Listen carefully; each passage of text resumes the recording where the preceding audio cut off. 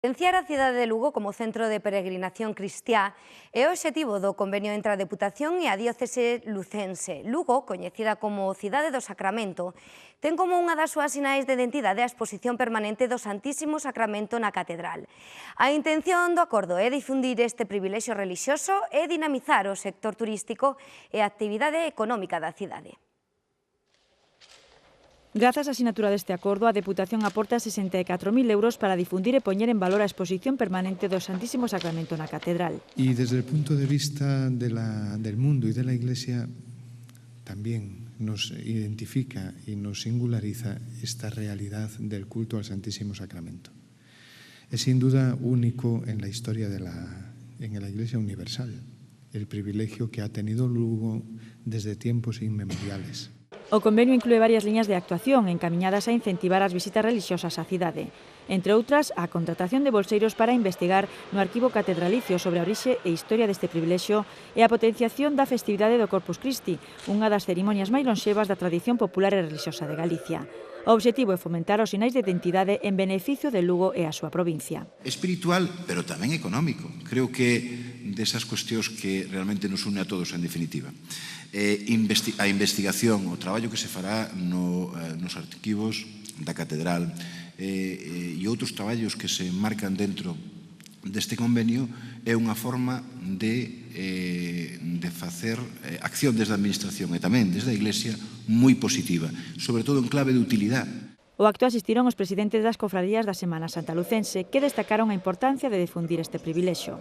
É algo que o mellor nos estuvemos reservando íntimamente durante moitos séculos, pero penso que sí, vai sendo hora de esparcilo para beneficio noso, dos que somos creentes e para beneficio de todo o Lugo, porque indudablemente o chamado ahora turismo relixioso que está en un auxe impresionante, pois Lugo vai se aproveitar de todo isto. Ademais do alcalde, a sinatura contou ca presencia do ex-embaixador do Vaticano, Francisco Vázquez. Ao remate do acto, os participantes na sinatura do convenio percorreron o contorno do Pazo de San Marcos, que se está a remodelar coa penalización da rúa, a creación dunha gran praza e a apertura ao público dos xardíns traseiros e dun novo treito do paseo interior da muralla.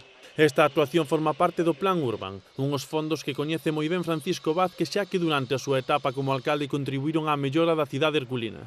Tienen nuevos espacios donde encontrarse, reunirse, juegos infantiles, desarrollo económico, porque en torno a ello el comercio, a lo mejor bajos que estaban abandonados, son bajos ahora ya que pueden tener una finalidad comercial, surge la hostelería, venta de bebidas, bocadillos, es toda una larga cadena y después es el referente de la ciudad.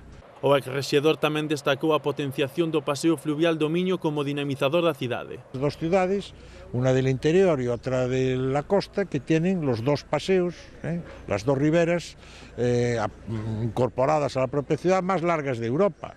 Coruña con el paseo marítimo y Lugo con el paseo fluvial. Por eso tiene que ser un motivo de orgullo, ¿verdad?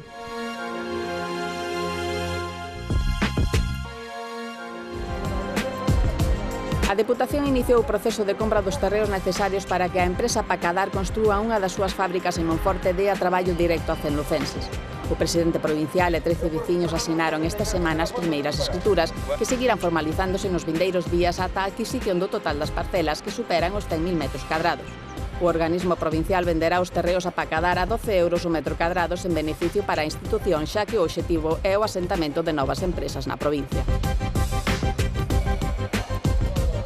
A aula de formación itinerante do Programa Europeo Innovate, posta en marcha para difundir entre os lucenses a administración electrónica, concluirá as súas actividades o martes 17 de maio cun concerto no que participarán 8 concursantes de Operación Triunfo. O acto de clausura, que se celebrará na Praza de Augas Férreas de Lugo, incluirá actividades gratuitas de formación, divulgativas e lúdicas en horario continuado de 11 da mañá a 11 da noite. Os concursantes de OT asinarán autógrafos pola mañá de 12 a 2:30. O concerto comezará ás 9:30 da noite. Unha vintena de traballadores sociais e representantes de empresas acudiron á presentación dun novo servizo do Centro de Innovación Social en Lugo denominado Telexerontoloxía. O dispositivo está dirixido a persoas maiores e dependentes e permite aos usuarios manter unha comunicación audiovisual directa e permanente ás 24 horas do día cun servizo asistencial a través da rede empregando unha liña de teléfono convencional e o televisor. Entre outras posibilidades, poden realizar consultas médicas en directo, sesións de rehabilitación e facer chamadas de emerxencia. O barco Muralla de Lugo recala esta fin de semana no concello de Paradela, coincidindo cas festas de San Cidre. A aula turístico medioambiental poderá visitarse o sábado e o domingo en horario de 11 a 2:30 e de 4:30 a 7. O barco forma parte do programa europeo Lugo 2. No seu interior conta con ordenadores, todo tipo de información medioambiental, especialmente sobre as reservas da biosfera e vídeos promocionais da provincia elaborados por alumnos e bolseiros da Fundación TIC. A Deputación vende asignar convenios con 8 colectivos do Courel por máis de 150.000 euros para a dotación e mellora de diversos servizos. Un destes colectivos é a Sociedade Deportiva de Cazadores Courel Alto, ao que se destinan 9.000 euros para levar a cabo a roza e limpeza de sendeiros e camiños no monte e unha semente de cereal. Con respecto a este sector, tamén cabe soliñar que o Concello de Pol organiza para este sábado a primeira xornada de caza e natureza. Será a partir das 8:30 na Praza da Carballeira. Este sábado todos con Lucía Pérez, desde as súas casas ou desde o Pazo de San Marcos, porque a Deputación de Lugo organiza unha festa con música e agasallos para apoiar a cantante que este ano nos representa en Eurovisión. A partir das 6 da tarde haberá actividades de animación gratuitas para todos os públicos e visitas guiadas polo entorno do edificio da institución provincial. A actuación da artista poderá verse nunha pantalla xigante que se instalará no interior. Cun vestido das lucenses Sara Laje e Maru Calderón, deseñadoras que, como a ela, participaron na gala Lucus Moda, Lucía Pérez conseguiu levar o nome de Lugo e Galicia a Eurovisión. Desde que se supo que iba a ir, quería diseñadores lucenses, quería complemento e calzado lucense, con lo cual lo lleva todo de aquí.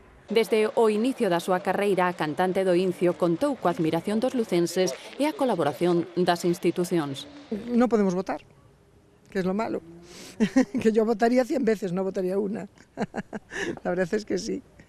Espero que gane. La conozco desde que era pequeña. Cuando vi que ella representaba a España en Eurovisión, me alegré muchísimo.